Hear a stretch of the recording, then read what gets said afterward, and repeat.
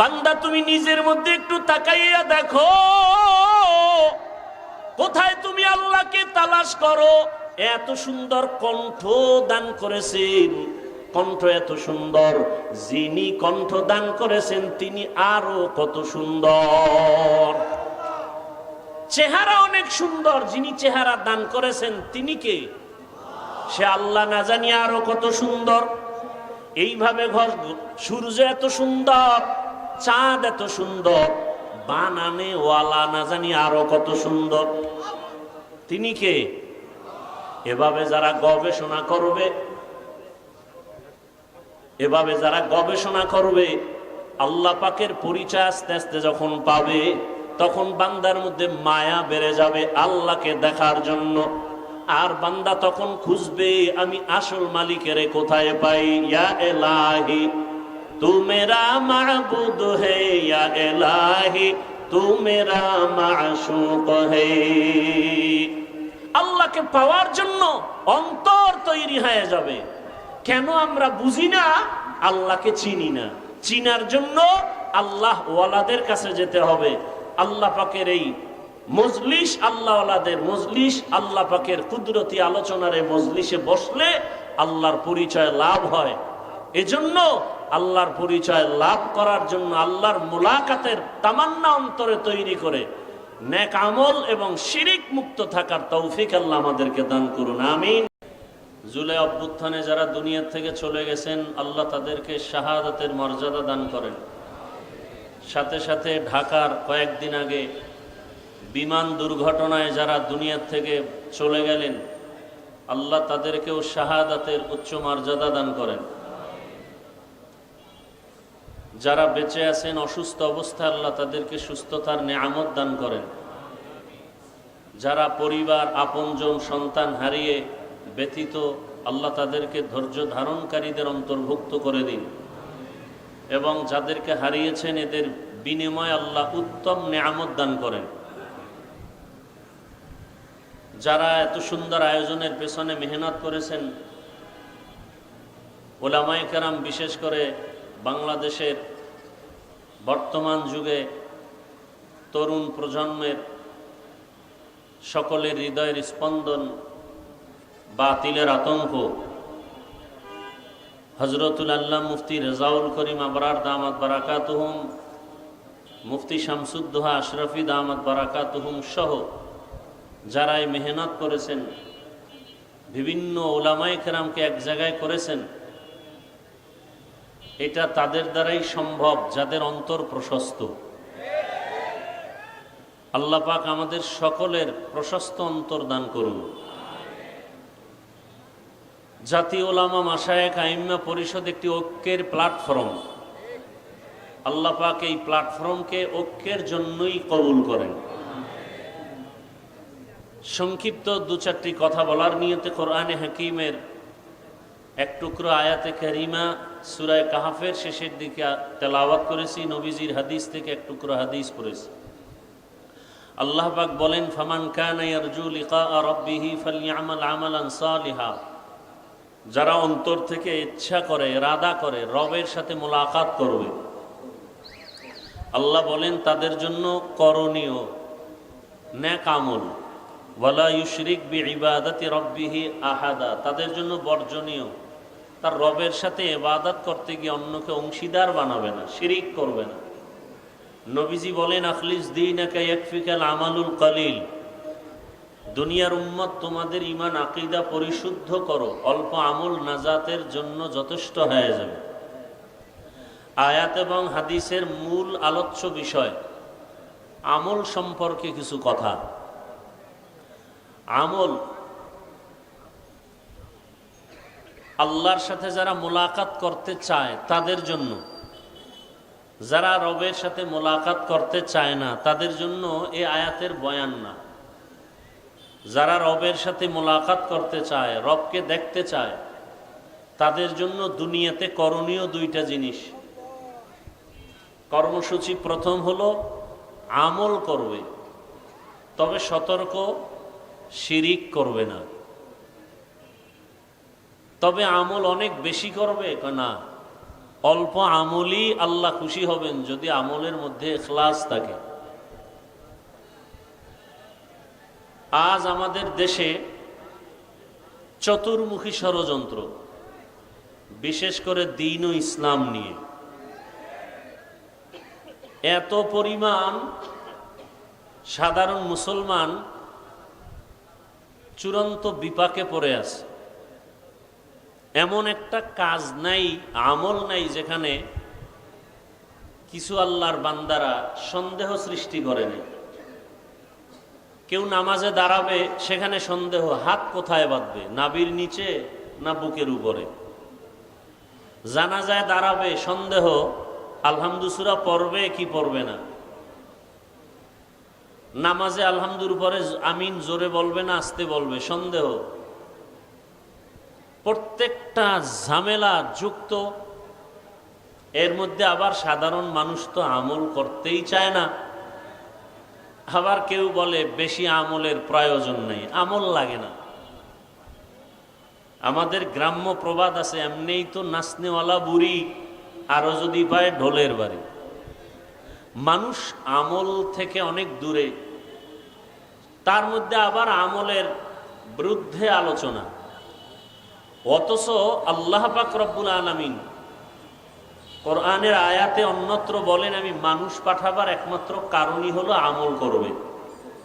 আল্লাযী খালাকাল মাউতা ওয়াল হায়াতা লিয়াবলুয়াকুম আইয়ুকুম আহসানু আমালা ওয়া হুয়াল আজিজুল গফুর। আল্লাহ হায়াত মউত দিয়া যে জীব মানুষকে পাঠাইলেন, আল্লাহ পরীক্ষা করে যাচাই করে দেখবেন কারা আমল করে, উত্তম আমল। আকসারু আমালা বলেননি, বলছেন আহসানু আমালা। বেশি আমল না, উত্তম আমল, ভালো আমল।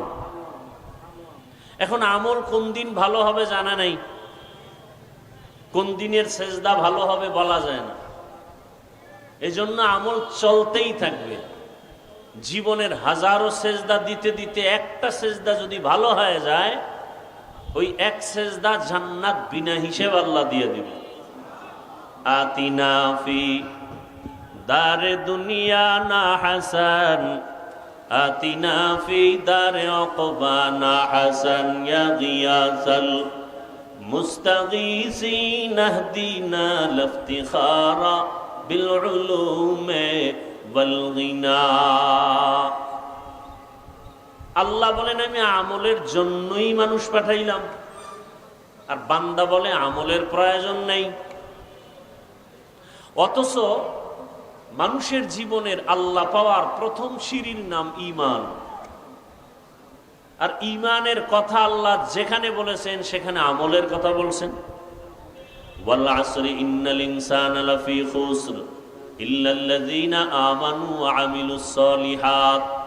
সমস্ত মানুষগুলো জাহান্নামে যাবে, কিন্তু যারা ঈমান আনার পরে আমল করবে নেক আমল, তারা জাহান্নামে যাবে না। ওয়াত-তিনি ওয়াজ-যাইতুনি ওয়া তুরি সিনিনা ওয়া হাযাল বালাদিল আমিন লাকাদ খালাকনাল ইনসানা ফি আহসানি তাকওয়িম সুম্মা রাদাদনাহু আসফালা সাফিলিন। আল্লাহ চার জিনিসের শপথ করে বলেন, সব মানুষকে আমি বড় সুন্দর করে সৃষ্টি করেছি। সৌন্দর্য যারা ধরে রাখবে না এরা জাহান্নামে চলে যাবে, কিন্তু না, ঈমান আনবে আমল করবে তারা জাহান্নামে যাবে না। ইন্নাল্লাযীনা আমানু ওয়া আমিলুস সলিহাতি কানাত লাহুম জান্নাতুল ফিরদাউসি নুজুলা। আল্লাহ বলেন জান্নাতের মধ্যে সর্বোত্তম জান্নাত জান্নাতুল ফিরদাউস। আমি আল্লাহ তাদেরকে জান্নাতুল ফিরদাউস দান করব যারা ঈমান আনার পরে নেক আমল করবে। তাহলে আমলের প্রয়োজন আছে না নাই? আবার এই আমল সময় খুবই কম। এই আমল আবার দুই ভাগে ভাগ করা, নেক আমল আর বদ আমল। নেক আমল আর বদ আমল। কথা বলতে এক তো সময় কম, দ্বিতীয় সামনে আবার মিডিয়ার অনেক পর্দা লাগানো। এখন আমি মনে হয় কবরস্থানের দিকে অন্ধের মতো কথা বলতেছি, তো আপনারা আওয়াজ দিয়েন, মনে হয় পর্দার আড়াল থেকে আমি কথা বলবো, আপনারা আওয়াজ দিলে বুঝবে এখানে মানুষ আছে। বুঝেন না কথা? তাহলে আমল দুই ভাগে ভাগ করা, নেক আমল আর বদ আমল। নেক আমল কি? ফরজ, ওয়াজিব, সুন্নাত, মুস্তাহাব, সুন্নাতে জায়েদা, মুআক্কাদা, ফরজে আইন, ফরজ আলাল কিফায়া। বদ আমল কি? হারাম, নাজায়েজ, মাকরু, তাহরিমি, তানজি, শিরক, বিদআত, কুফর, গুনাহে সগীরা, কবিরা, এগুলো সব বদ আমল। আবার এই বদ আমলও দুই ভাগে ভাগ করা, ফাহশা আর মুনকার। ইন্নাস সালাতা তানহা আনিল ফাহশাই ওয়াল মুনকার ওয়া লাযিকরুল্লাহি আকবার। আল্লাহ বলেন নিশ্চিত নামাজ মানুষকে পাপের জগৎ থেকে মুক্ত করে দিবে। কার ওয়াদা? জোরে বলেন, ওয়াদা কার? আল্লাহ। তাহলে নামাজ অবশ্যই পাপের জগৎ থেকে মানুষকে পবিত্র করে দিবে। এই পাপ বলতে কিছু আছে ফাহশা, কিছু আছে মুনকার, দোনোটাই বদআমল। তবে ব্যবধান, ফাহশা এমন বদআমল যেগুলো বুঝার জন্য কোনো দলিল লাগে না, বিবেক বুঝে ফেলে, দলিল আছে, দলিল পর্যন্ত যেতে হয় না। মুনকার এমন বদআমল যেগুলো দলিলের ভেতরে না ঢুকলে সমাধান হয় না। যেমন মিথ্যা বলা নেক আমল না বদআমল? বলেন। এটা বুঝার জন্য দলিল লাগবে? দলিল আছে। ওয়াইলু ইয়াউমাইযিল লিল মুকাদ্দিবিন, ওয়াইলু ইয়াউমাইযিল লিল মুকাদ্দিবিন। মিথ্যাবাদীর জন্য জাহান্নাম। তাও কেমন জাহান্নাম? ওয়াইল নামক জাহান্নাম।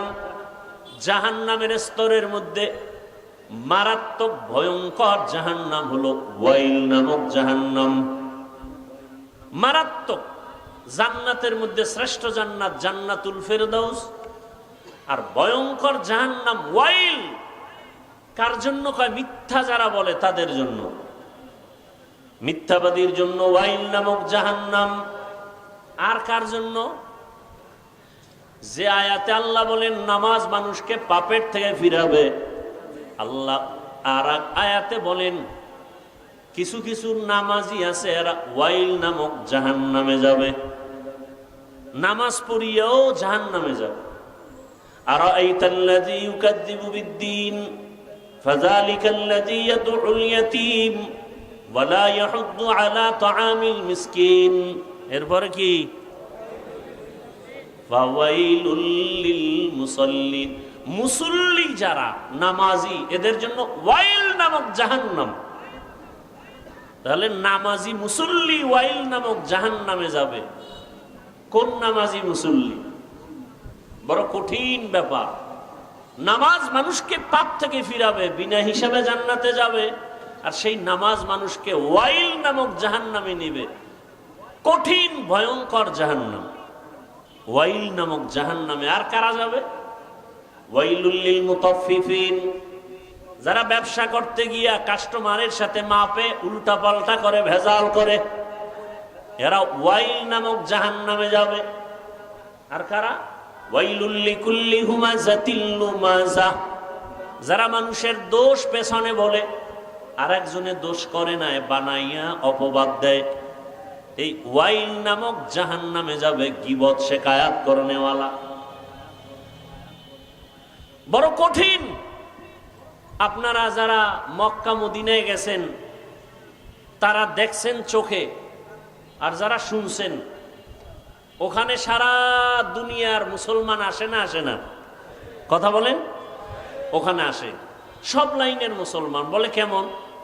কয়েকজনে কেবলার দিকে পাও দিয়া ঘুমাইছে, একামত হয়ে গেছে, নামাজে দাঁড়ায় গেছে, অজু টজু আর লাগে নাই, দিল পরিষ্কার, কিসের অজু, নামাজে দাঁড়াইছে। আর একজনে ইমাম সাহেবের কেরাত চলতেছে, নামাজে বসে পকেট থেকে মোবাইল বের করে কথা বলতেছে। বলে পকেটে মোবাইল রেখে আবার নামাজ ঠিক আছে, এখনো নামাজ যায় নাই। আর একজন বুকে হাত বাঁধে, কেউ নাবির নিচে, কেউ সাইরে দিয়া দাঁড়ায় থাকে নামাজে দাঁড়ানো অবস্থায়। আর একজন দেখলাম সেজদায় যাওয়ার সময় পকেট থেকে একটা কাঠের টুকরা বের করে কপালের নিচে দিছে। ইবলিস সেজদা দিয়া জমিন নাপাক করছে। অতএব ওই জমিনে কপাল ঠেকাই কেমনি? এটা কাঠের টুকরা বের করে। আমাকে বলেন, মক্কা মদিনায় সব মতাদর্শের মুসলমান এসে নামাজ পড়ে, কোনো ঝগড়া, দ্বন্দ্ব, গীবত, শেখায়াত, মারপিট?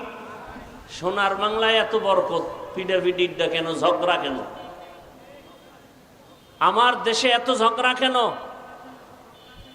টুপি নিয়ে ঝগড়া, হাত নাবিতে না বুকে বাঁধবে নিয়ে তর্ক বিতর্ক, আছে না নাই?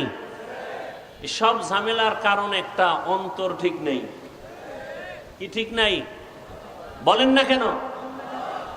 শরীরের ট্রিটমেন্ট করে, ডাক্তার দেখায় অসুস্থতার জন্য। এই শরীরটাকে ঠিক রাখার জন্য, পরিচালনার জন্য একটা মেশিন আছে, রূহ। কি আছে? আপনারা ঢাকার শহরে ঘুরবেন, বিভিন্ন বিলবোর্ডে দেখবেন, পত্রিকায় দেখবেন, অ্যাড দেয় কি? দিনকে বদলে দাও। কি কে বদলে দাও? দিন বদলে দাও। দিন, সারা দুনিয়ার মানুষ স্লোগান দেয় দিনকে বদলে দাও। আর সমস্ত আহলে হক উলামায়ে কেরামের স্লোগান দিলকে বদলে দাও। দিল। কিয়ামত পর্যন্ত দিন বদলালে লাভ হবে না, যতদিন পর্যন্ত দিল বদলানো না হবে। এই দিলকে বদলানো মানে দিল বাইর করে আর একটা দিল ঢুকাবে না, দিলের কালার পাল্টাইতে হবে। দিলকে পরিবর্তন করার এই ওয়াজ মাহফিল, আল্লাহওয়ালাদের মজলিস হলো অপারেশন থিয়েটার। আহলুল্লাহদের সোহবত, আল্লাহওয়ালাদের নজর, আল্লাহওয়ালাদের নজরের মধ্যে পাওয়ার আছে, আছে না নাই? আল্লাহওয়ালাদের কথার মধ্যে আসর আছে। নোয়াখালী জেলার সন্তান টাকার বালিশ বানায় বাবায় ঘুমায়। সন্তান টাকা পয়সা ছেড়ে চলে গেছেন ভারত দেওবন্দ, লেখাপড়া করে বাইতুল্লাহর কাছে গেছেন। 7 ভাবে কোরআন পড়া যায়, কেরাতে সাবা। মসজিদে নামাজে দাঁড়ালেন, তেলাওয়াত শুনে মক্কাবাসী পাগল, ইমামতির জন্য রেখে দিলেন। এরপরে এক পর্যায়ে মেয়ে, সৌদির মেয়েকে বিবাহ দিলেন, শর্ত বাংলাদেশে নেওয়া যাবে না। বাংলাদেশের সবাই জানে কারি সাহেব হাকিকতে সর্বোচ্চ বড় একজন আলেম এবং আহলুল্লাহ, কারি ইব্রাহিম রহমতুল্লাহ আলাইহি উজানি। বাংলাদেশ, পাকিস্তান, ভারতের সব মাওলানা জেলাইনের হোক, সবাই চিনে যে দেওবন্দের একজন আলেম, সর্বোচ্চ পদের বড় একজন আলেম, রশিদ আহমদ গঙ্গুহি। সমস্ত ভণ্ড বেদাতিরাও তার নাম জানে, চিনে। তার হাতে হাত লাগায়া কলবের চিকিৎসা নিছেন। টাকা পয়সার মায়া ত্যাগ করে একদিন তিনি ওই যে ইমামতি করেন বাইতুল্লাহর পার্শ্বে কোনো এক মসজিদে, রশিদ আহমদ চিঠি লিখলেন, বাংলাদেশে যাও, কালেমার খেদমত করো। চলে আসলেন দেশে। বিবি কি করবেন? আমিও যাব। বাবা মায়ের অনুমতি নিয়ে আসলেন। নোয়াখালীর জমিন বাদ দিয়া চাঁদপুর জেলার কচুয়া থানা উজানির জমিনে বিশাল বড় জঙ্গল ঢুকলেন। গিয়ে দেখেন জঙ্গলের ভেতরে একটা গম্বুজ, গম্বুজের ভেতর একটা বাঘ তার বাচ্চাকে দুধ পান করায়। কারি ইব্রাহিম বললেন, বাঘ, বনি আদম এখানে আসছে, তুমি তোমার গন্তব্যে চলে যাও। বলা মাত্র বাচ্চা কাঁধে নিয়ে বাঘ রওনা। কোথায়? কুমিল্লা জেলার একটা থানা আছে লালমাই। লালমাই থানায় একটা পাহাড় আছে যেটাকে এখনো লালমাই পাহাড় বলে। বাঘ সেখানে চলে গেল। এখন প্রশ্ন, কারি সাহেবের কথা বাঘ শুনে এটা কেমন কথা? যার কলব নাই, দিন বদলায়, কলব বদলায় না। এদের প্রশ্ন, কলব যে বদলানো প্রয়োজন এটাই বুঝে না, এটা বুঝার ক্ষমতাই নাই। তাকে আমি জিজ্ঞাসা করি, হাল চাষ করে গরু দিয়া গ্রাম অঞ্চলে, আছে না নাই? ওই চাষিরা মেট্রিক বিএ পাস না সাধারণ মানুষ? এই মানুষগুলো যখন গরুকে হুকুম করে মানেনি। গরুকে যখন ডানে যাইতে বলে যায়নি, বামে যাইতে বলে যায়নি। তো একটা কৃষি কাজ করে সাধারণ মানুষ বেনামাজি, ওর কথা যদি গরু শুনে আল্লাহর ওলির কথা বাক শুনবে না কেন? এই বুঝার মতো মেধা ওদের নাই, কলব ঠিক নাই, এজন্য বলে আমরা পীর মুরিদি পীরাউলিয়া মানি না। আমি সারা বাংলাদেশে কসম করে বলি, দ্ব্যর্থহীন ভাষায় চিৎকার করে বলি, আল্লাহর জাতের কসম, যারা বলে আমরা ওলিয়া উলিয়া মানি না, তারা কোরআন মানে না, বুখারী শরীফ মানে না, এরা ভণ্ড। এদের যারা ভণ্ড বলে না তারাও ভণ্ড। তারা কোরআনও মানে না, বুখারী শরীফও মানে না। আপনি কি মনে করেন আমি কসম খেয়ে কথা বলছি হালকা ভাবে? হালকা ভাবে? আল্লাহ হেদায়াত দান করুন। চরমনাইয়ের ওয়াজে বসলে মানুষ চিৎকার দেয় কেন? উজানির ওয়াজে বসলে মানুষ চিল্লায় কেন? তাকে আমার প্রশ্ন, তুমি ওয়াজে বৈশা চিল্লাও না কেন? এটা হাসির প্যান্ডেল না কান্নার প্যান্ডেল? কান্নার প্যান্ডেলে কাঁদবে, এটাই স্বাভাবিক। কান্না না আসলে তাকে জিজ্ঞাসা করো, তোমার চোখে পানি আসে না কেন? তোমার অন্তর নষ্ট, কলবের চিকিৎসা করো। এখানে চিৎকার আসার মজলিস। ইন্নামাল মুমিনুনাল্লাযীনা ইযা যুকিরাল্লাহু ওয়াজিলাত কুলুবুহুম ওয়া ইযা তুলিয়াত আলাইহিম আয়াতুহু যাদাতুহুম ঈমানা ওয়া আলা রাব্বিহিম ইয়াতাওয়াক্কালুন। একজন আয়াত পড়া বয়ান করে, আল্লাহ কইছে কলবের মধ্যে কম্পন হবে জিকিরের আওয়াজ আসলে, তেলাওয়াতে কলবের ঈমানের পাওয়ার বাড়ে। তাহলে কলবের মধ্যে কম্পন হবে, শরীর লাফায় কেন? প্রশ্ন সেখানে আবার, কেন? দিল ঠিক নাই। ভূমিকম্প হয়নি সোনার বাংলায়? যারা জানেন তারা বলেন, ভূমিকম্প যে হয় ঢাকার কোনো এক জায়গায় বা নেপালে ভূমিকম্প হয়েছে বা কক্সবাজারে হয়েছে, ঢাকার শহর কাঁপে না কাঁপে না? কাঁপে। কক্সবাজারের ভূমিকম্প হলে ঢাকা কাঁপে কেন? আর সেই ভূমিকম্পটা জমিনের উপরে হয় না ভেতরে? বলেন তো, নিচে হলে উপরে কাঁপে কেন? বিল্ডিং কাঁপে কেন? ঠিকই আল্লাহর মোহাব্বত আর মারেফতের নূর সিনায় আসার পরে কলবে জালজালা হলে বডির মধ্যে এটার আসর শুরু হয়ে যায়। ইয়া ইলাহি মুঝসে মুঝকো দূর কর, তাকে দেখো মুঝ মে তুঝকো এক নজর। ইয়া ইলাহি তু মেরা মাবুদ হ্যায়, ইয়া ইলাহি তু মেরা মাশুক হ্যায়। এজন্য আল্লাহর সাথে যারা মোলাকাতের চিন্তা করবে তাদের জন্য কর্মসূচি দুইটা। মানে আল্লাহর সাথে মোলাকাত করার আশাই নেই। কেন? আল্লাহর সাথে পরিচয় নেই আল্লাহকে। নাস্তিকরা তো বলে যাকে দেখি না তারে মানিও না। আল্লাহকে কেন দেখার চিন্তা নেই? আল্লাহকে চিনি না। আল্লাহকে চিনার জন্য কোথায় যাও? বলে আমেরিকা, লন্ডন কয় না। ওয়াফি আনফুসিকুম আফালা তুবসিরুন।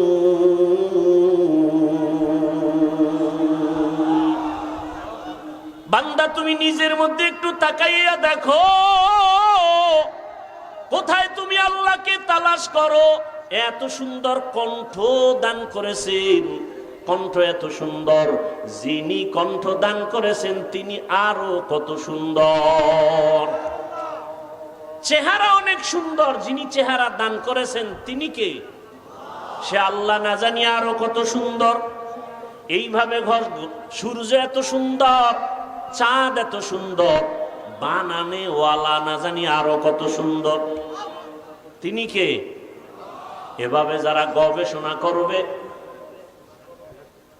এভাবে যারা গবেষণা করবে, আল্লাহ পাকের পরিচয় আস্তে আস্তে যখন পাবে, তখন বান্দার মধ্যে মায়া বেড়ে যাবে আল্লাহকে দেখার জন্য। আর বান্দা তখন খুঁজবে আমি আসল মালিকের কোথায় পাই। ইয়া ইলাহি তু মেরা মাবুদ হে, ইয়া ইলাহি তু মেরা মাশুক হে। আল্লাহকে পাওয়ার জন্য অন্তর তৈরি হয়ে যাবে। কেন আমরা বুঝি না? আল্লাহকে চিনি না। চিনার জন্য আল্লাহ ওয়ালাদের কাছে যেতে হবে। আল্লাহ পাকের এই মজলিস আল্লাহওয়ালাদের মজলিস, আল্লাহ পাকের কুদরতি আলোচনার এই মজলিসে বসলে আল্লাহর পরিচয় লাভ হয়। এজন্য আল্লাহর পরিচয় লাভ করার জন্য আল্লাহর মুলাকাতের তামান্না অন্তরে তৈরি করে নেক আমল এবং শিরিক মুক্ত থাকার তৌফিক আল্লাহ আমাদেরকে দান করুন, আমিন। ওয়া আখিরু দাওয়ানা আলহামদুলিল্লাহি রাব্বিল আলামিন।